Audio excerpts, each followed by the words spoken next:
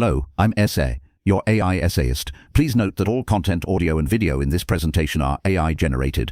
As AI can sometimes produce inaccuracies, I encourage you to verify any factual information presented. With that in mind, let's begin. Here begins the essay, Daniel Bernoulli's Hydrodynamica, published in 1738, represents a pivotal contribution to the burgeoning field of fluid mechanics. This essay undertakes a meticulous evaluation of the treatise's core claims, examining its arguments, methodologies, and conclusions section by section. The approach is one of critical engagement, seeking to illuminate both the brilliance and the limitations of Bernoulli's groundbreaking work through close reading and contextualized analysis. Its enduring influence is undeniable, yet a rigorous examination of its component parts reveals a complex tapestry of insightful observations, innovative methods, and, inevitably, areas where later science has provided refinement. Section 1 concerning the nature of fluids and the definition of pressure.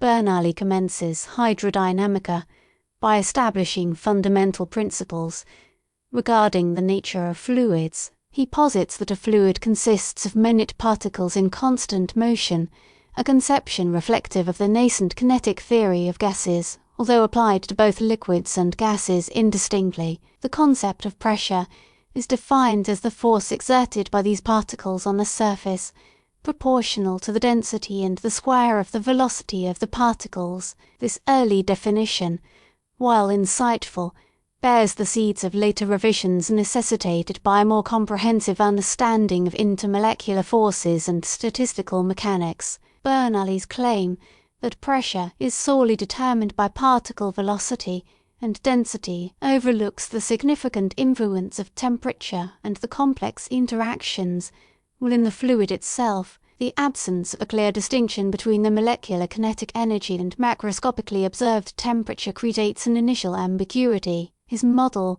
while capturing aspects of fluid behavior qualitatively, lacks the quantitative predictive power that would emerge with subsequent developments in thermodynamics and statistical mechanics. Furthermore, his implicit assumption of perfectly elastic collisions between particles, though simplifying the analysis, is a considerable idealization, far removed from the reality of fluid dynamics. Section 2 on the conservation of vis vigor and potential energy. A significant step forward in hydrodynamica is Bernoulli's articulation of a principle akin to the conservation of energy, specifically what he terms vis vigor and potential energy. He argues the sum of these two quantities remains constant in a fluid flow, provided no external forces intervene. Vis vigor, essentially twice the kinetic energy, is associated with the velocity of fluid particles, while potential energy relates to the height of the fluid above a reference point. This assertion forms the bedrock of what is now known as Bernoulli's principle. However, it's crucial to acknowledge the limitations of Bernoulli's formulation. He neglects the effects of viscosity,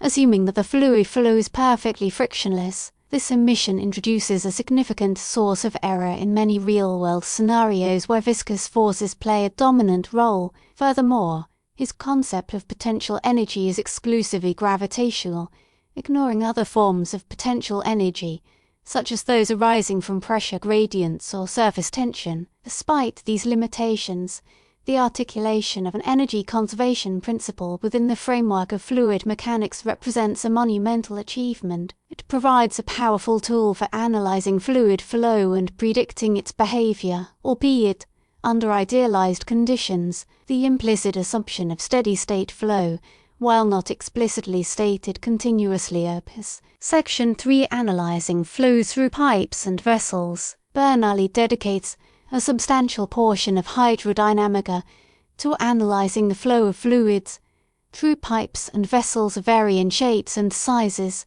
He derives equations relating the velocity of the fluid to the cross-sectional area of the pipe, based on the principle of conservation of mass. These derivations, while mathematically sound, rely on the assumption of incompressible flow which, while applicable to liquids under moderate pressures, breaks down for gases at higher velocities. Another considerable limitation is the assumption of uniform velocity distribution across the cross-section of the pipe. In reality, Viscous forces create a velocity gradient, with the fluid moving slowest near the walls and fastest at the centre. This discrepancy between the idealized model and actual fluid behavior leads to inaccuracies in Bernoulli's predictions, especially for narrow pipes or highly viscous fluids. Nevertheless, Bernoulli's analysis provides valuable insights into the relationship between flow rate, velocity, and pipe geometry. His equations offer a reasonable approximation of fluid behavior in many practical situations,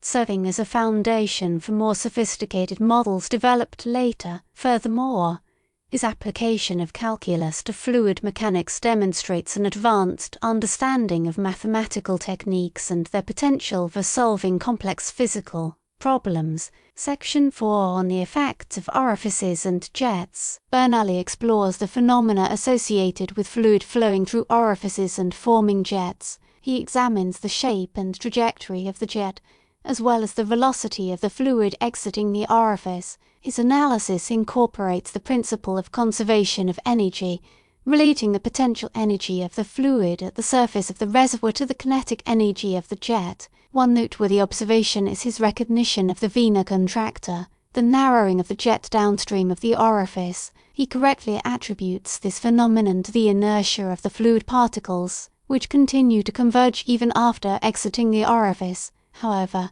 his explanation lacks a rigorous mathematical treatment of the flow field near the orifice. In particular, he neglects the effects of viscosity and surface tension, which can significantly influence the shape and stability of the jet. Another considerable limitation is his assumption of a sharp-edged orifice. In reality, the shape of the orifice has a significant impact on the flow characteristics. Rounded or beveled orifices tend to produce smoother jets with higher velocities. Despite these limitations, Bernoulli's analysis provides valuable insights into the behavior of jets and orifices. His observations and measurements contribute to a better understanding of fluid flow phenomena and lay the groundwork for more advanced theories. Section 5, the theory of hydraulic machines. Bernoulli applies his principles of fluid mechanics to the analysis of hydraulic machines, such as pumps, water wheels, and turbines. He attempts to determine the optimal design parameters for these machines in order to maximize their efficiency. His analysis involves calculating the work done by the fluid on the machine components and relating it to the energy input. One significant challenge in analyzing hydraulic machines is the complexity of the flow patterns. The fluid flow is often turbulent and three-dimensional, making it difficult to apply Bernoulli's simplified equations. Furthermore, the effects of viscosity, friction, and cavitation can significantly reduce the efficiency of these machines. Bernoulli's analysis, while providing a valuable starting point, often overestimates the actual performance of hydraulic machines. The emission of energy losses due to friction and turbulence creates a discrepancy between theoretical predictions and experimental observations. Despite these limitations, Bernoulli's work represents a pioneering effort to apply scientific principles to the design and optimization of engineering systems. His insights into the fundamental principles of fluid mechanics contribute to the development of more efficient and reliable hydraulic machines. He grapples with the challenge of extracting useful work from fluid flow, a problem that continues to occupy engineers. Section 6, the application to blood flow. A questionable analogy. Bernoulli draws an analogy between the flow of water in pipes and the flow of blood in arteries and veins. He attempts to apply his equations to analyze the pressure and velocity of blood in the circulatory system. This analogy, while intriguing, faces several significant challenges.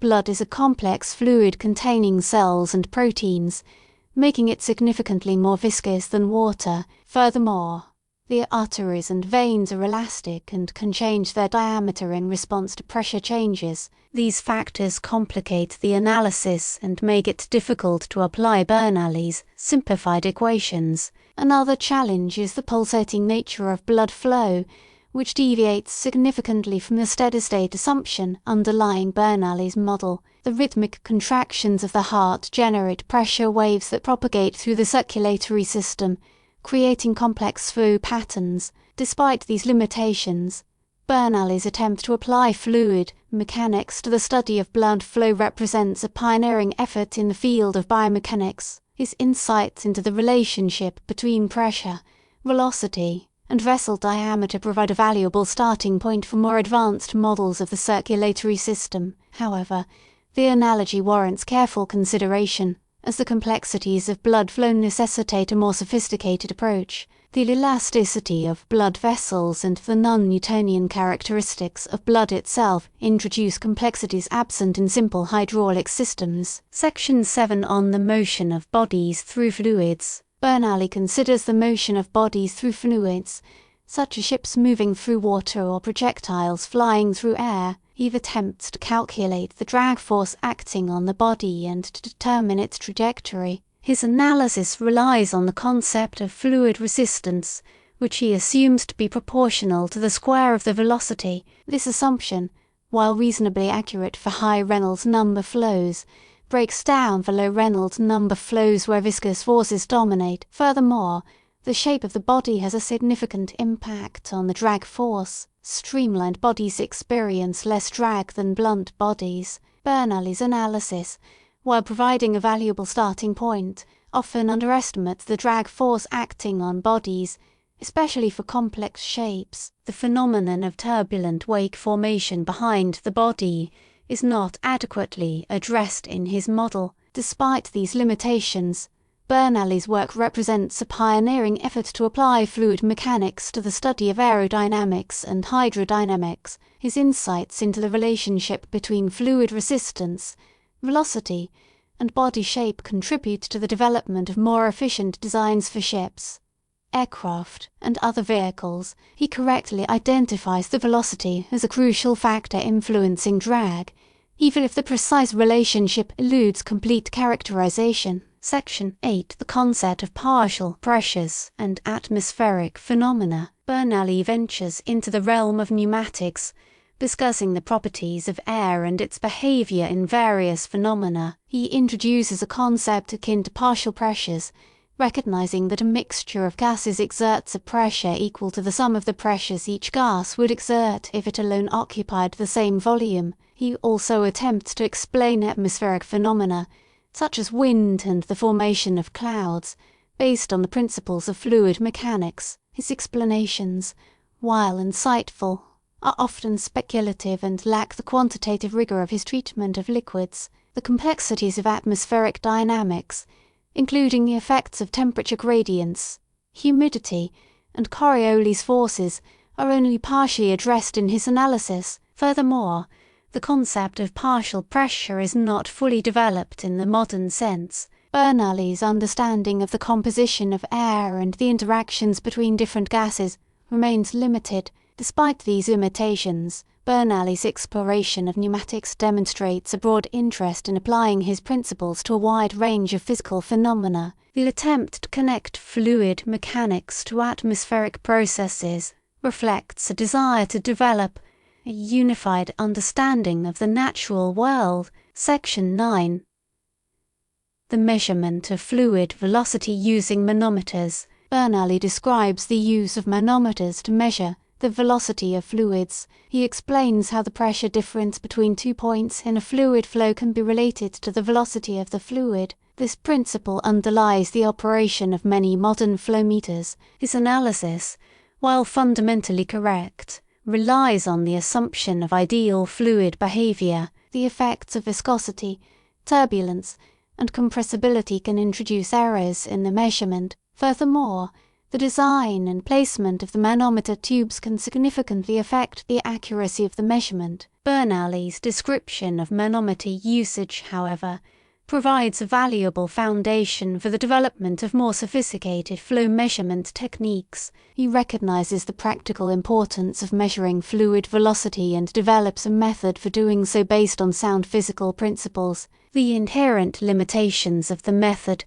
are later addressed with more precise instrumentation and corrections for non-ideal fluid behavior. Section 10 reflections on viscosity and its minimization. While not explicitly dedicating a section solely to viscosity, Bernoulli indirectly addresses viscous effects. Throughout Hydrodynamica, he acknowledges the presence of friction in fluid flow and its impact on energy losses. He suggests strategies for minimizing viscosity, such as using smooth pipes and reducing the velocity of the fluid. However, his understanding of the fundamental nature of viscosity remains limited. He does not develop a quantitative model for viscosity or explore its dependence on temperature and other factors. The molecular origins of viscosity are beyond the scope of his analysis. Despite these limitations, Bernoulli's reflections on viscosity demonstrate an awareness of its importance in fluid mechanics. He recognizes that viscous forces can significantly alter fluid behavior and that minimizing viscosity is crucial for achieving efficient fluid flow. Later scientists would delve more deeply into the nature of viscosity, developing comprehensive theories and experimental techniques for characterizing this important fluid property. Section 11 concerning the nature of resistance and molecular interactions. Bernoulli delves into speculation regarding the fundamental nature of fluid resistance and the interactions between fluid molecules. He proposes that fluid resistance arises from the collisions between fluid particles and the surface of the immersed body. He also suggests that attractive forces exist between fluid molecules, which contribute to the cohesion of the fluid. These ideas, while insightful, are largely speculative. Bernoulli lacks the experimental and theoretical tools needed to fully explore the microscopic details of molecular interactions. His understanding of intermolecular forces remains rudimentary. Nevertheless, Bernoulli's attempt to connect macroscopic fluid behavior to microscopic molecular interactions represents a forward-thinking approach. He recognizes that a deeper understanding of fluid mechanics requires delving into the realm of molecular physics. This earlier effort, though limited by the scientific knowledge of the time, paves the way for future developments in statistical mechanics and molecular dynamics. Section 12 The enduring legacy and subsequent refinements. Hydrodynamica concludes without a formal summary, but the work's influence on subsequent developments in fluid mechanics is undeniable. Bernoulli's articulation of the energy conservation principle, his analysis of fluid flow in pipes and vessels, and his exploration of various fluid phenomena provide a valuable foundation for future research. His work inspires generations of scientists and engineers to further explore the complexities of fluid mechanics. Subsequent refinements to Bernoulli's theories include the development of more accurate models for viscosity, turbulence, and compressibility. The Navier-Stokes equations, derived in the 19th century, provide a more complete description of fluid flow, taking into account viscous forces and allowing for the analysis of more complex flow patterns. Furthermore, the development of experimental techniques, such as wind tunnels and flow visualization methods, allows for more accurate measurements of fluid behavior. Despite these refinements, Bernoulli's Hydrodynamica remains a landmark achievement in the history of fluid mechanics. It represents a pioneering effort to apply scientific principles to the study of fluid behavior and lays the groundwork for many of the modern concepts and techniques used in the field today. His intellectual curiosity, mathematical rigor, insightful observations continue to inspire researchers and engineers to this. In conclusion, Daniel Bernoulli's Hydrodynamica stands as a testament to the power of scientific inquiry. While certain claims and assumptions reflect the limitations of the era, the work's core contributions, particularly the articulation of an early form of energy conservation, cemented its place as a cornerstone of fluid mechanics. A meticulously detailed section-by-section evaluation reveals a complex tapestry of insightful observations, innovative methods, and areas subsequently refined by later generations of scientists. It is not merely a historical artifact, but a vibrant source of intellectual inspiration, reminding us of the iterative nature of scientific progress and the enduring value of fundamental principles. We really appreciate you tuning in to this AI-powered presentation. Our goal is to push the boundaries of AI in content creation, and your input is invaluable. If there's a particular subject you'd like to see us tackle next, or if you have suggestions on how we could fine-tune our AI's creative prompts, please don't hesitate to leave your ideas in the comments section. We're excited to bring you more unique content very soon.